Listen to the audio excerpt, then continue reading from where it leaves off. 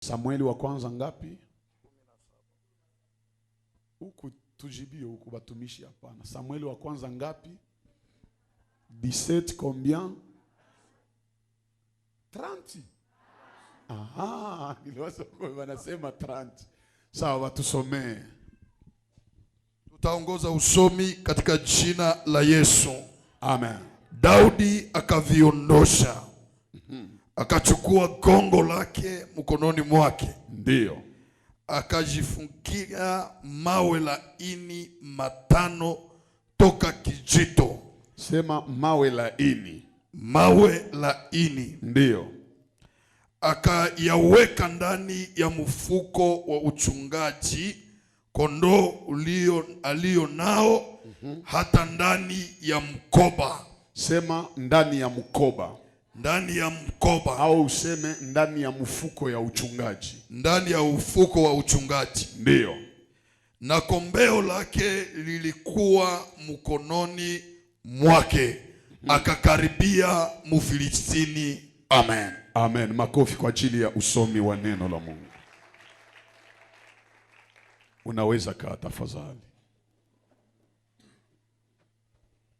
Salimia jirani, mwambie funguo 10 za jiwe la Daudi.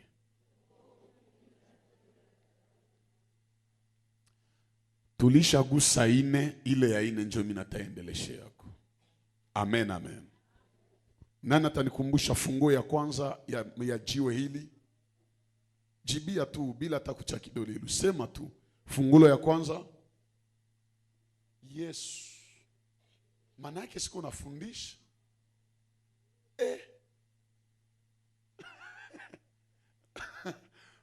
Mama natajibia. Yeye iko naandika. Unaona sa faida ya kuandika mahubiri. Bwana asifiwe.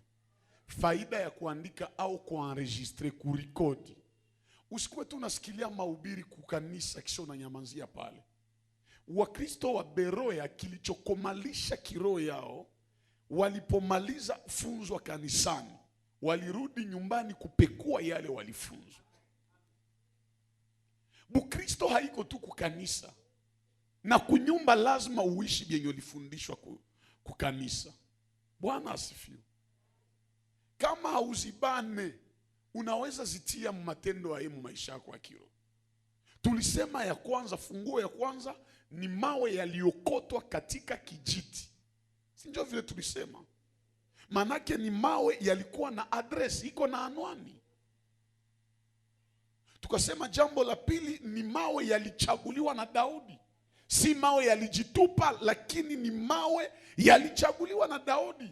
Tukaonesha katika maisha ya kiroho, hata katika maisha ya kawaida, lazima tuwe na chaguliwa, tusijitietie kwa watu. Tukasema ya tatu, haya mawe yalikuwa na fichama, yalikuwa ndani ya vilindi. Yaani Daudi ya kuchukua mawe yaliyokuwa juu juu, alichukua mawe ambayo yalikuwa na fichama ndani ya maji. Tukaonesha faida na umuhimu ya kufichama. Tusiwe Wakristo ambao tunaonekana. Tukue Wakristo ambao tunajificha.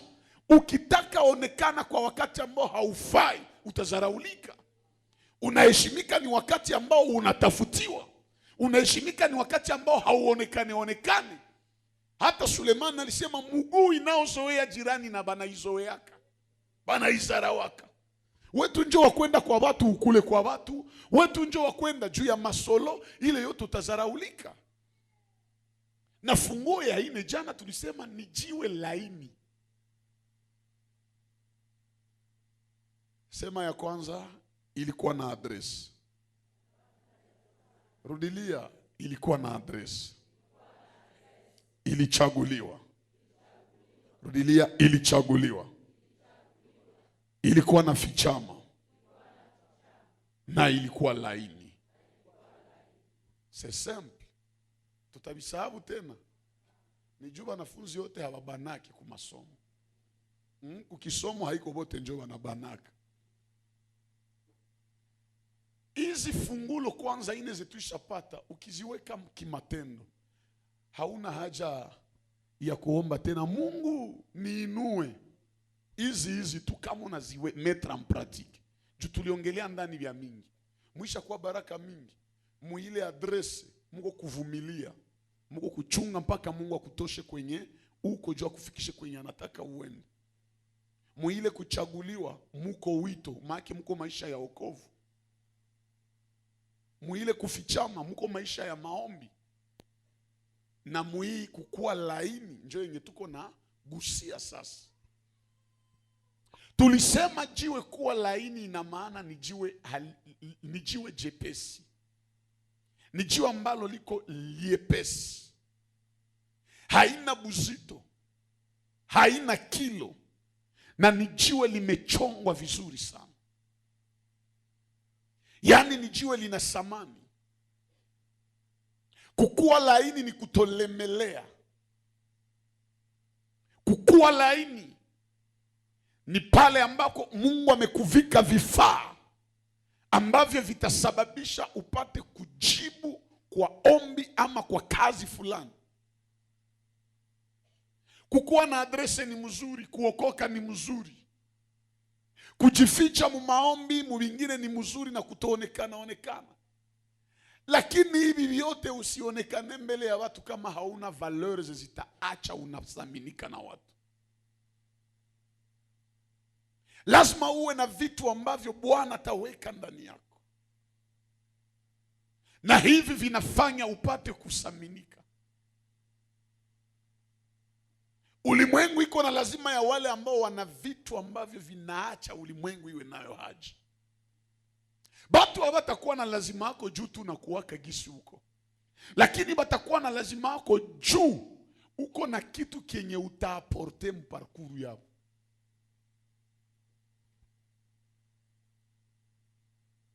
Dunia hata yule unaicheka naye itafika siku atakuchoka akikosa kitu cha maana kwako. Ndio maana miongoni mwa vitu unaweza omba Mungu, mwambie Mungu kwa nanifanya wa maana kila leo.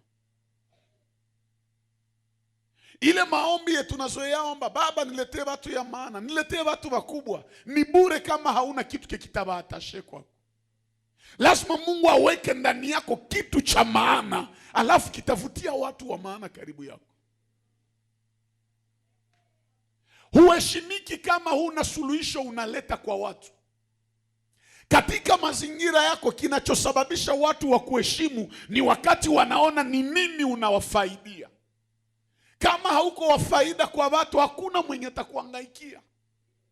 Kuwa naomba Mungu kila leo akufanye kuwa mtu ambaye iko laini. Kuna kitu fulani anaweka ndani yako. Na nikawaambia jana, cha kwanza kinafanya mtu akuwe laini, akuwe wa samani ni kukuwa na Yesu.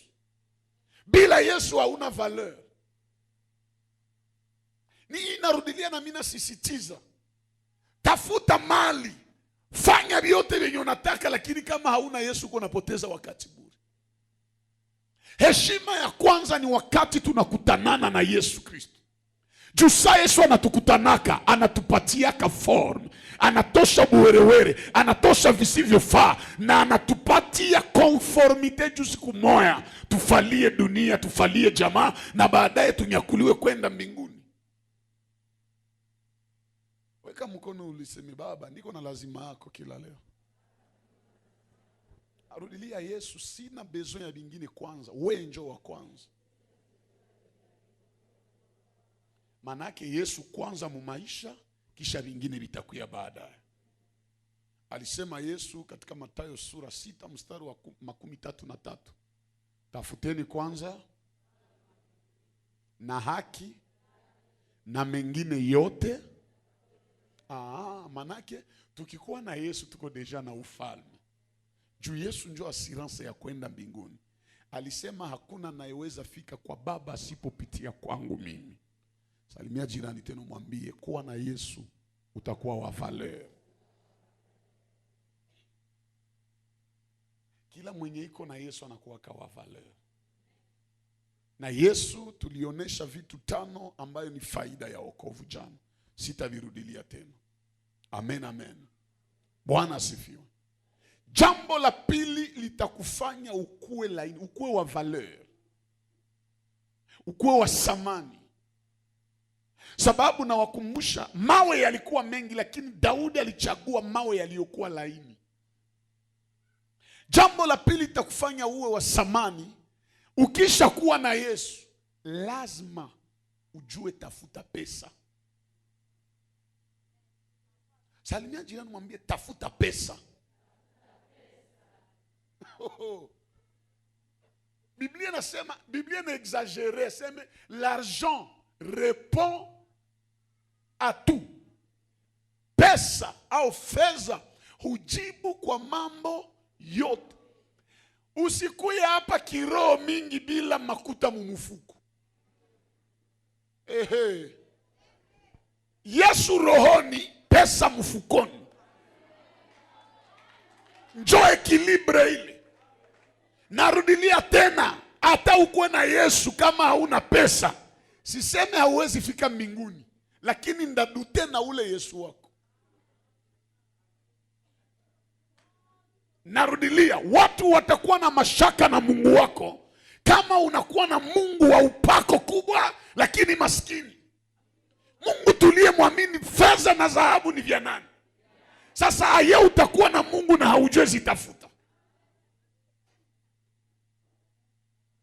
Na juu upate pesa, njia ya pesa haiko ukahaba. Njia ya pesa si wizi. Njia ya pesa si uongo. Njia ya pesa ni kazi. Salimia jirani, mwambie pesa ni kazi. Baba, niko hapa, nishushie mtu wa kunipa pesa. Utaomba, Mungu anakuambia hashuke, toka kunyumba, enda tafuta murongo. Heshima ni wakati unaomba na uko na pesa. Kuko mambo mengine hauwezi kuwa mtu wa lazima kama hauna hii pekunia. Katukubianza mago, mijanji, makuta zinaheshimishaka kama mlikuwa hamjui. Ulishakuwa na Yesu ni mzuri, tafuta nini? Pesa. Nakwambia hata kama uko wa uchafu lakini uko na lari, batakuita bogari. Habataona uchafu juu lari inapatiaka mtu notoriete moya hivi. Wewe uko pale, ona, hapana kamata telefone yako sa vile distraction. Uko tu na telefone, wewe ule kuma WhatsApp kutafuta vibonde, visodo, benye balipiblie. Mwengine iko natumikisha ile telefone yake juu aingize 10 francs. Wewe uko pale juu ya kuangalia tu stati za watu. Uko mjinga. Kuokoka haiko ujinga, kuokoka ni usirimu. Na usirimu ni kujua nikisha kuwa na Yesu lazima nitafute pesa. Kama Yesu na upako yote balitafuta kama mbloke kiinjili mpaka akakuwa obligé atume Petro aende tafuta makuta mkinyo wa samaki. Wewe uko nani juu basikubloke? Hauwezi kula kama hauna pesa.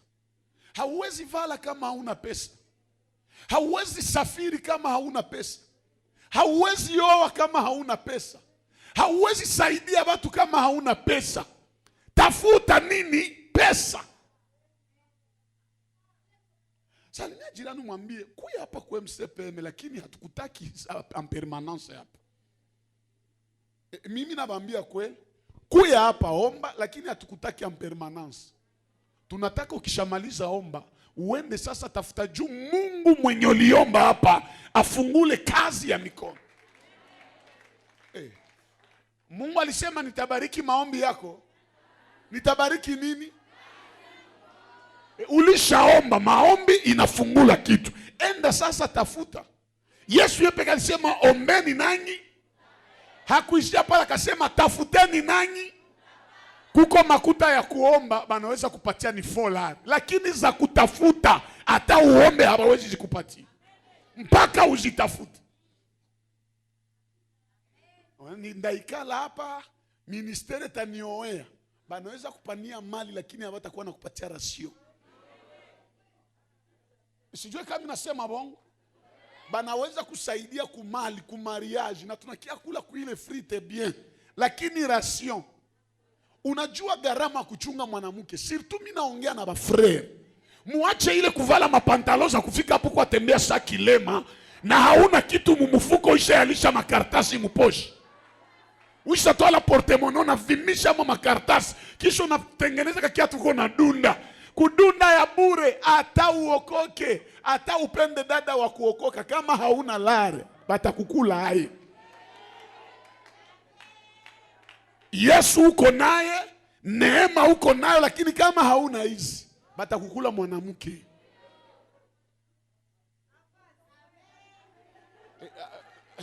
Gusa jirani mwambie tafuta lare. Mwambie bien tafuta lare.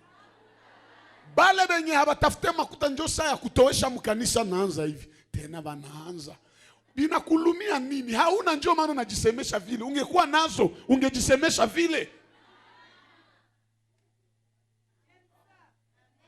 Frère, unatajitia tu odasi ya kupenda dada wa watu, utampatia nini? Dunia ya leo mapenzi ni hii.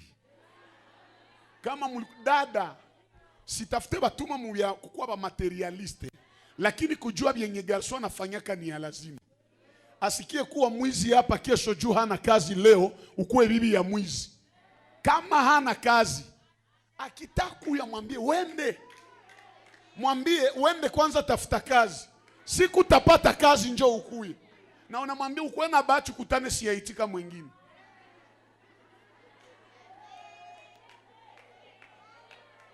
Utaona. Sikia vile Mungu anasema il n'est pas bon que l'homme. Mbele Mungu asema il n'est pas bon, alikuwa ishaumba mtu na shamba. Manake Adamu mbele Mungu amletee mwanamke alimpatia kwanza kazi. Kisha wewe uko apenda baba nipe mwanamke, kazi iko wapi? Manake kama il n'est pas bon que l'homme soit seul juu kona kazi, il est préférable que l'homme vit seul kama hana kazi. Inawambia ni heri mume aishi peke yake kama hana kazi. Juu wanawake ni gharama. Apre mwanamke mtazala, utasomesha watoto na makuta za wapi? Unawaza utakuwa napana maderogation kwa masomo. Vile ni vya zamani. Il faut unatafuta makuta mpaka kama umeoa umezala. Watoto bakuwe nasikia fiere ya kusema mon papa, mon papa. Unaona baba mingi benye habana kazi na wajue tafuta makuta. Njoo nasikia mama yuko asema mie njoo baba umu. Ukisha sikia baba mnyumbi kwa sema il faut mjue kama mie njoo papa. Manake anadutaka. Hauwezi kuwa baba kisha useme mie njoo baba umu. Tunajua. Ubaba haiko jina, ubaba ni responsabilite. Uko nafanya nini juu ya watoto yako?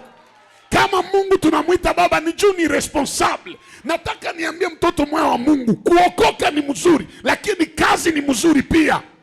Mungu aliheshimisha kazi kiasi kwamba alitumika kuumba siku 6, siku ya 7 akafanya nini?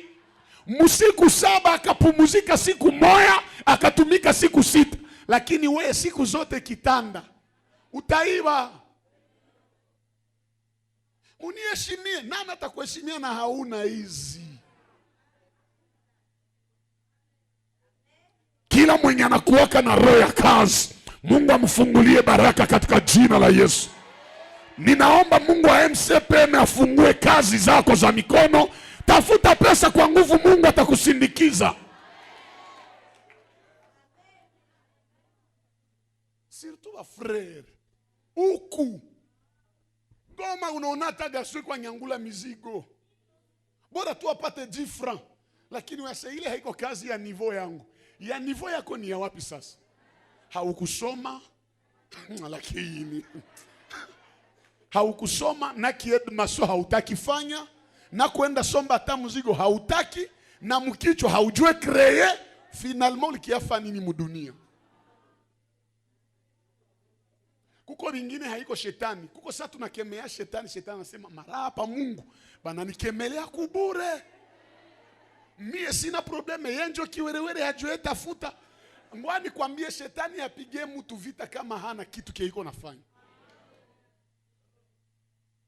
Hauna kazi, shetani atakupiga vita kunini? Uko tono vide. Shetani atafuatana na tono vide. Salimia jirani mwambie shetani haikupiga vita maki uko na kiamana. Njoo maana kuwa na bose, kuwa na tafuta kazi. Kazi ni kwa wanaume na wanawake. Haiko tu wanaume. Asa nyie huku mko contraire. Huku wanaume njoo wanaikala kitako, mwanamke njoo yuko batafutia. Unapenda bibi yako kuishi lakini narudia zile manyimbo za mapepo zebalianza, mwanaume ni mwanaume hata kama hana kazi. Mwanaume haiko hata mwanamke kama hana kazi. Niko responsable wa hii maneno. Mwanaume bila kazi hana valeur. Tafuta kazi uheshimike. Kuokoka na rudilia uko na wokovu ni bien, lakini pia kazi itafanya uendelee. Akose ujue kama miaka iko nasogea. Please, miaka iko nasogea, nguvu zinaenda ziko naisha. Na kama huna kazi utakuwa na susi mingi, unapunguza siku zako za kuishi. Ba mingi leo wanakufaka wanaenda mpaka paradiso na haiyakuwa wakati yao. Mungu anajiuliza huyu anakia fanya nini? Anakumbuka ni kiwerewere moya hivi mwenye tulituma ku dunia akakosa vya kufanya. Muulu dunia lote ukose vya kufanya. Muulu dunia lote. Mie sikusomaka. Kuko ba patrona hawakusomaka, hawajua ataandika jina zao. Hakuna vyenye utatuambiaka, siwezi weza hii kazi. Enda tatore machuma ukwe na nguvu juu uanze tafuta kazi.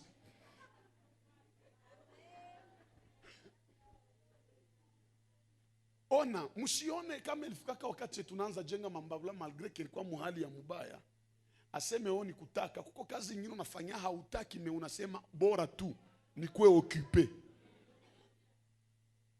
Ni kukosa kazi ndio inaacha mabuzinifu zinakuwa mingi. Ni kukosa kazi ndio inaacha bongo ikuwe mingi sana. Hauna vya kukula unakuwa obligé uende semana juu bakupatie vya kukula. Ukikuwa unaona mtu anakia kusema wengine kwa mupe vya kukula mbio utaona na nyamanza. Utaelewa tu ni njala ndio ilikuwa namsemesha. Bali kusema uko na lukichwa lwa kavambi. Gusa hayo tu mwambie naona iona haya. Haiko ya kavambi sana, ni haiko ya kavambi, maana utrema ndini ya kavambi. Na wewe unanisema. Tena unaniambilia amfasi. Njala njoo na kiaka semesha wengine bongo. Kama ungekuwa na kazi hauna wakati ya kusema bongo. Mfanya kazi iko na wakati ya kusema bongo saa gani? Iko na wakati ya kritike saa gani? Unakuwa kuko na mkritike hangaike. Mimi hata unikritike na niko naingiza difra yangu, mimi binaniona. Si makuta zitakunyamanzisha.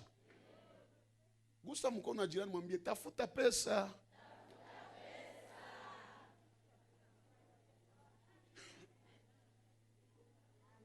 Pesa zinaleta valeur. Ushasoma Biblia sema maskini mwa alikuwa na hekima ya kuokoa nchi. Na ikaokoa nchi. Me hawakumkumbuka juu ya maskini. Ukosefu inawezi acha na mwenye hange kuzarawaka. Anasema n'importe kwa juu ya maisha yako. Weka mkono juu, sema baba nakataa ukosefu. Mais attention, ukosefu haitoke kwa jina la Yesu. Umaskini haitoke kwa jina la Yesu. Umaskini natoka kwa jina la kazi unayoifanya. Narudilia. Yesu ni mwokozi wa nini? Yesu ni mwokozi wa dunia au wa ulimwengu au wa wanadamu. Alikuwa hana kazi. Mchana na uhubiri, saa yenye hana wakati ya kuhubiri, anaenda kupala, anaingia mwatelier, anatoa la mbao, pika marto, pika msumari. Maana anajua kuko wakati ya kuhubiri na kuko wakati ya kukuwa menuisier. Kuko wakati ya kukuwa seremala. Kama Yesu mwokozi alikuwa menuisier, wewe uko nani juu usifanye kazi? Yesu anafanya useremala. Mimi na wewe juu ya nini tusifanye kazi? Unajua ni haya yako kama unaweza kuwa muhimu miaka na haufanyaki kazi. Suka hema. Kuwa humu mkanisa lakini uko na entreprise yako. Kuwa mkanisa uko naita Bwana lakini uko na maison yako ya habillement. So natia mega isikwetu juu ya kusema bisodo bibonde. Tia hata maboro yako yenye ulirangula. Kuko mwenye ataona nauliza hii ni ngapi? Unakuko naomba hapa, so na malizo nakutana message baliuliza bei ya nguo. Na unaingiza. Lakini unaikala tu, baba ulimaliza yote msalabani. Alimaliza yote lakini utazaraulika.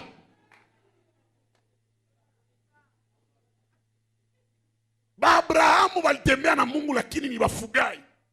Anafanya ufugo. tajiri mpesa, mfedha, mzahabu, tajiri muufugo, lakini we baba alitutajirisha. Na ulishakuwa na maverse za kujidefendre. Siwezi kufa masikini. Yesu alijifanya masikini juu nitajirishwe. Usipotumika utakufa masikini. Dawa ya umasikini ni kazi. Na ile kazi ukiipata, usipate makuta uzidepanse ovyo ovyo. Kuko ingine haiko ushishe, ni kalkili. Unapata saa mara moja unaenda uza manguo za kuitikishana. Kuvala yako naitikisha nani? Ona kama uko kwenye tunapotezea makuta kwa kwanza ni mumanguo. Unavala nguo ya $200, ya $1000. Ukishaitia tu kumwili, na kuambia sota kuwa Kristo wende iuzisha, hautapata na wadesa. Ba mingi hapa wana concentre nguvu zao mkuvala. Kuvala haina mwisho. Vala hata kawaida, lakini uko na konta banki yenye na vimba, yenye kesho itakuheshimisha. Vala ya ekonome moya hivi. Kuwa ekonome. Mungu anajua ekonomize. Mungu agaspia kiovyo ovyo. Adamu na Eva walipofanya zambi, alichinja mwana kondoo, akatosha ngozi, akavalisha Adamu na bibi yake. Basi alitupaka ile nyama, basi alimwangaka ile damu, akabiekonomize juu anajua kuko siku hii damu na nyama vitanisaidia. Alipofika Yesu akasema, mtu asipokula mwili wangu na akunywe damu yangu hawezi pata uzima wa milele. Manake mie njo ile kondoo yenye balichinjaka jua damu avale. Sasa bakaweka mwili na damu juu ikieleta wokovu kwa wanadamu na iwapatie uzima wa milele. Hapana pata pesa umalize yote. Piga jirani sango mwambie habakulevi yote.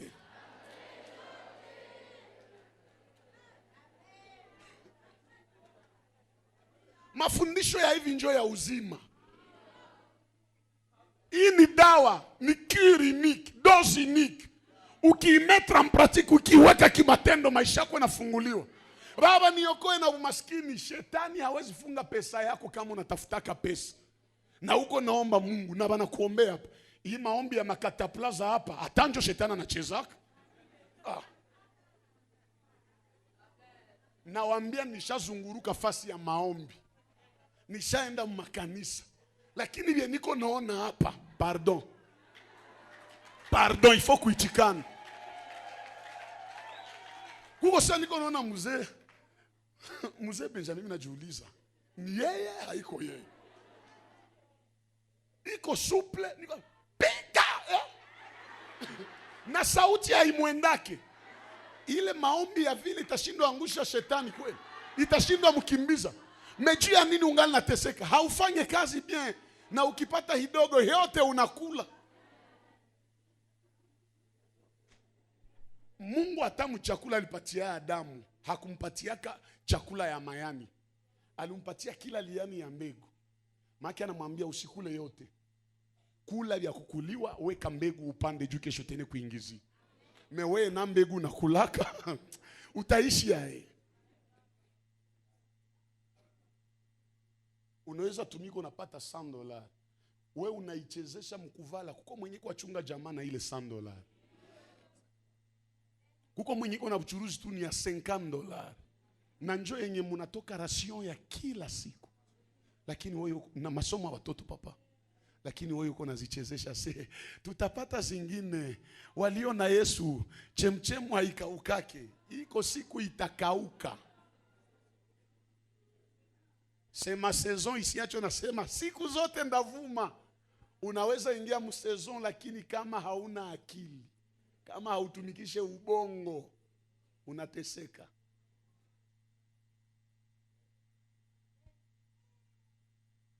Salimia jirani mwambie tafuta pesa, lakini usizikule en désordre.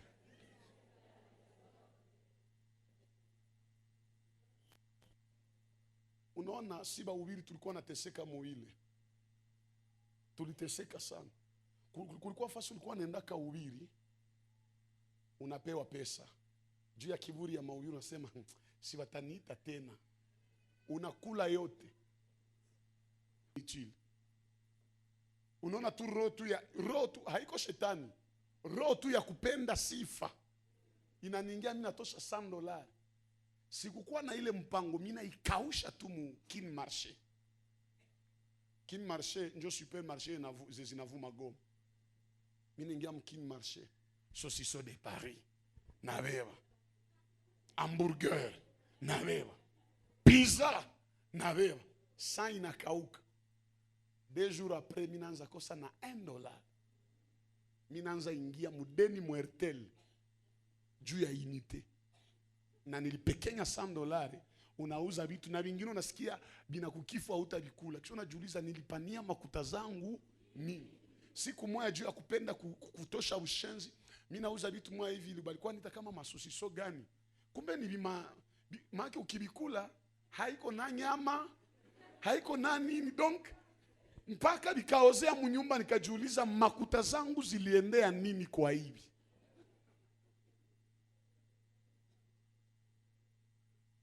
Ile yote ni esprit ya gaspillage. Unakuyaka ona importance na utilité ya makuta saa yenye hauna azo tena.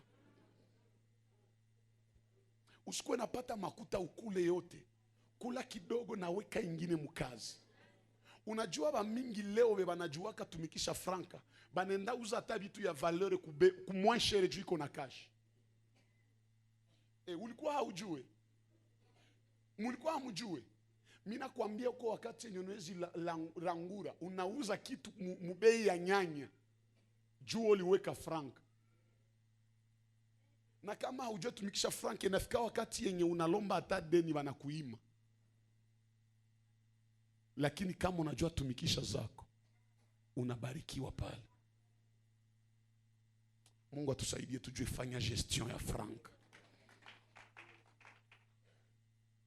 Jiwe lilikuwa laini, maana nilijiwe yenye naweza falia wengine.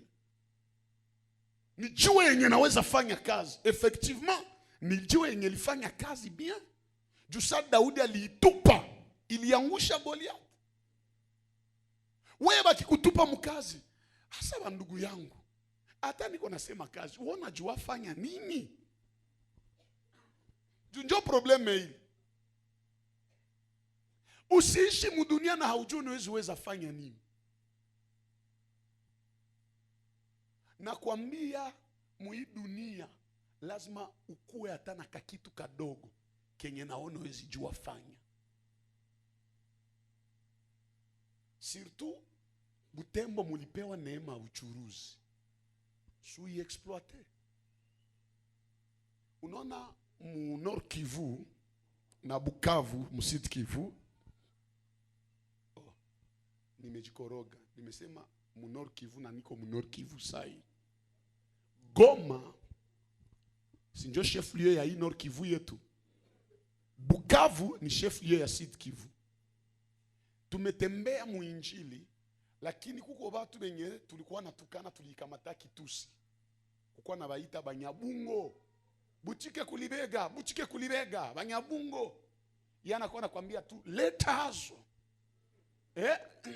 Anaweza tia vitu yake hapa, unaona na kemba hapa kuishape ngama hivi. Mimi nakwambia letazo. Unamcheka lakini uko namuuzia kitu.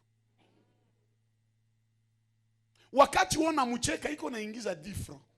Kisha kifuatilia maisha yako na kiasi kiasi kwao Bukavu iko na manyumba za etage.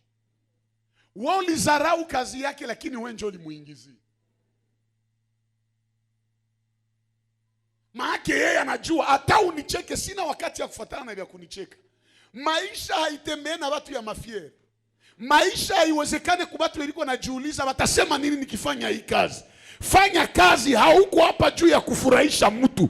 Fanya kitu kama unaona hamuna zambi na mtaingia different yenye itakusaidia. Bwana asifiwe. Nakusa tena jina mwambie jua tafuta lare. Tuende mbali. Kama Yesu anaweza tafutia lare mkinywa ya samaki, haki, manake hakuna kwenye hauwezi tafutia lare. Mkinywa ya samaki, lare natoka. Manake na we kuko vyenye ukifanya tu, hapana vya zambi tu, zinaweza patikana.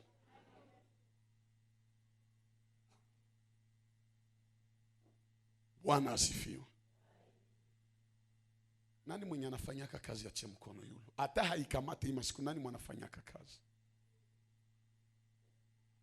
Mungu wa hii madhabahu afungule ile kazi yako na adhihirishe baraka kwa wingi ndani ya ile kazi.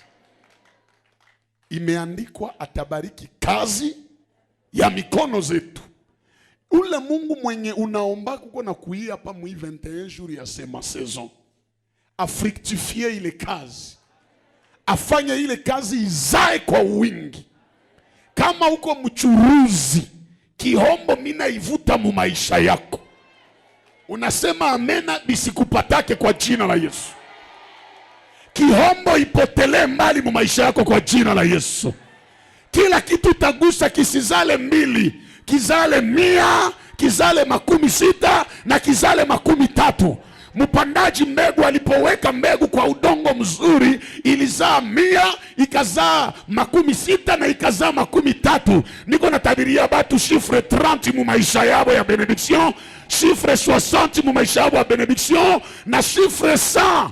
Kila kitu utagusa kipanuke. Nasema kipanuke, pesa zifunguke kwa maisha yako. Pesa inasaidiaka. Pesa inaweza kupatia heshima kwenye haungepataka heshima. Mungu akupatie pesa muile kazi yako. Mungu akupatie pesa muile buchuruzi yako. Mungu akupatie pesa muile biashara yako. Niko nakiongea na watu, usiendelee omba Mungu na unafanyaka kazi alafu ukote pesa. Imeandikwa fedha na dhahabu ni vya Bwana, avidhihirishe kwa maisha yako, aoneshe pesa muile kazi yako. Kila mwenye iko na churuza klientele haionekane tena, nafungua baklia bakuye kwa wingi kwa jina la Yesu. Kama uko medecin, bagonjwa, oh la la, hapa unielewe. Mungu alete bagonjwa mingi kwako. Juba pone kumkono yako kwa jina la Yesu. Nasema juba pone kumkono yako kwa jina la Yesu. Kama uko ofisie wa leta, Mungu akupandishe tena titre, apandishe tena galon zako kwa jina la Yesu Kristo. Kama unafanyaka politike, siku utapostile upite kwa jina la Yesu. Ukifanya kazi mubiro, iendelee kwa jina la Yesu. Na kama mko mwentreprise fulani, benye biko yuli yako kama banagusaka loge, bakutanane na nguvu za Mungu mwenye uko naomba hapa, na bafanye erreur, wewe uinuliwe kwa jina la Yesu. Unasema amena, Bwana anakupeleka mbali. Unanipa amena, Bwana anafungua kazi yako. Unanipa amena, Bwana analeta pesa. Unanipa amena, Bwana anafungua ushuhuda. Hii season ya kazi yako ionekane sasa. Ile kuteseka ianguke na uende mbali. Piga jirani mkono, mwambie tunaenda mbali. Tunaenda mbali. Nakuja ongea na yule ambaye ameteseka siku za kutosha. Unatafuta lakini haupate. Yes. Imeandikwa tafuteni nanyi mutapata. Pata kila keuko natafuta kwa jina la Yesu. Sijua unatafutaka nini mwile kazi. Pata hayo kwa jina la Yesu. Amen. L'élévation ne vient ni de l'Orient. Elle ne vient ni de l'Occident. Elle ne vient ni du Midi. Elle ne vient ni du Septentrion. Mais l'élévation vient de l'Éternel. Ile kuinuliwa itembee na wewe kwa jina la Yesu. Chochote utatafuta, heshima ikufuate. Mwile kazi yako uheshimike. Mwandishi wa Mezela nasema le plus précieux trésor de l'homme c'est son activité. Naomba Mungu alete ile trésor caché mkazi yako na idhirike kwa jina la Yesu. Kama activité ya mtu ndio trésor yake, Bwana aweke hazina yako, pesa zipande kwa wingi, ile kupoteza iache sasa maisha yako. Uza jirani mwambie ifo Mungu atubariki mkazi zetu.